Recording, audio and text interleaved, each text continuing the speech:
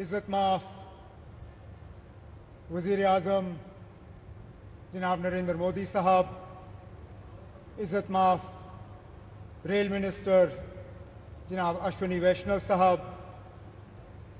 इज़्ज़त माफ़ lieutenant governor Jammu Kashmir जनाब मनोज सिन्हा साहब,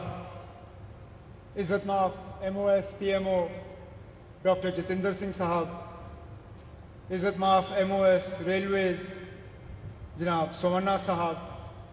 इज़्ज़त माफ़ डिप्टी CM जम्मू कश्मीर जनाब सुरेंद्र चौधरी साहब, इज़्ज़त माफ़ मेंबर पार्लियामेंट जुगल किशोर साहब, इज़्ज़त माफ़ leader of opposition JNK assembly Sunil Sharma साहब, यहाँ पे आए हुए भाइयों बहनों बुज़ुर्गों, वज़ीर आज़म साहब, इसको किस्मत कहिए, मुकद्दर कहिए, बीच बीच में जब कभी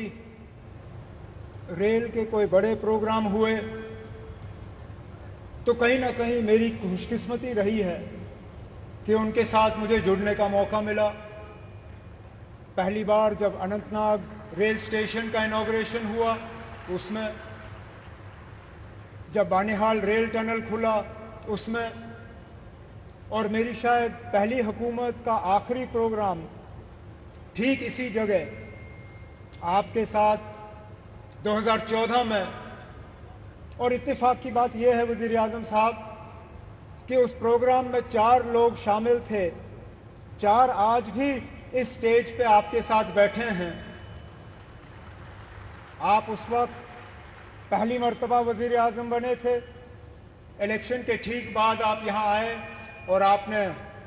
माता की कृपा से यहाँ कटरा रेलवे स्टेशन का इनॉग्रेशन किया। उसके बाद लगातार 3 बार इलेक्शन जीत के आप वज़ीर आज़म इस मुल्क के बने रहे। आपके साथ आपके MOS PMO doctor Jitendra Singh साहब, वो भी उस प्रोग्राम में मौजूद थे। यहाँ तक कि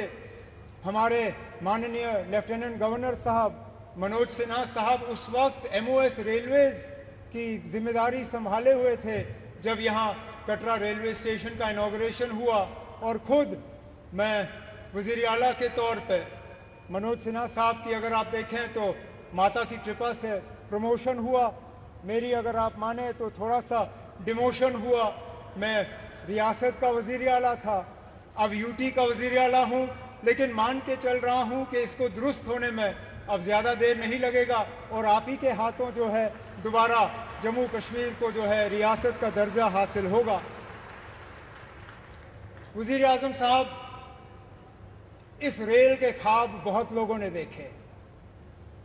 यहाँ तक कि कश्मीर को बाकी मुल्क के साथ जोड़ने का ख्वाब अंग्रेजों ने भी देखा था, लेकिन वो पूरा कर नहीं पाए। उनका ख्वाब था कि उरी झेलम के किनारे जो है वो रेल लाके कश्मीर को बाकी मुल्क के साथ जोड़ें, लेकिन आज जो अंग्रेज पूरा नहीं कर पाए वो आपके हाथों पूरा हुआ और जम्मू कश्मीर, कश्मीर की वादी को बाकी मुल्क के साथ जोड़ दिया गया। इस मौके पे मुझसे बहुत बड़ी भूल होगी अगर मैं पूर्व प्रधानमंत्री जनाब अटल बिहारी वाजपेयी साहब का इस मौके पे शुक्रिया ना करूं, क्योंकि ये प्रोजेक्ट ज़रूर 1983-84 में इसका संगे बुनियाद रखा गया। और मैंने पिछले दिनों मीडिया को हंसते हुए कहा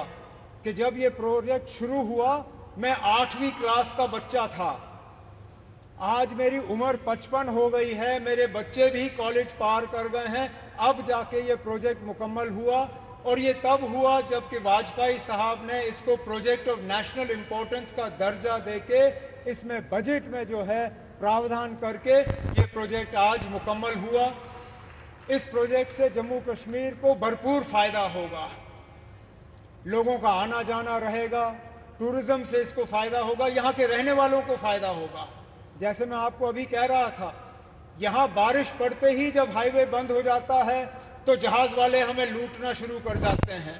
जो 5,000 की टिकट होती है वो अचानक घंटों के अंदर 20,000 की टिकट हो जाती है। इस रेल के बनने से कम उन जहाज वालों की जो लूट रहती है टिकटों की, वो कम हो जाएगी और हमारा आना जाना आसान रहेगा। इसी तरह हमारा मेवा, हमारा फ्रूट,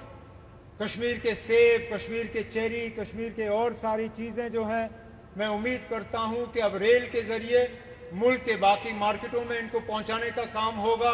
और दुनिया भर की मार्केटों में जो है वो हम पहुंचा पाएंगे। वज़ीर आज़म साहब, आज आपके शुभ हाथों से ये एक और इंफ्रास्ट्रक्चर प्रोजेक्ट जम्मू कश्मीर का जो है मुकम्मल हुआ है। इसी तरह के कई और प्रोजेक्ट जो हैं वो तेज़ी से आगे बढ़ रहे हैं, चाहे जम्मू का रिंग रोड हो, चाहे श्रीनगर का रिंग रोड हो, चाहे दिल्ली अमृतसर कटरा का एक्सप्रेसवे हो, चाहे जम्मू श्रीनगर 4 लेनिंग हाईवे का काम हो, जम्मू एयरपोर्ट के एक्सपेंशन का काम, श्रीनगर एयरपोर्ट के एक्सपेंशन का काम, जम्मू ये रेलवे के नेटवर्क का एक्सपेंशन, इन सब चीज़ों को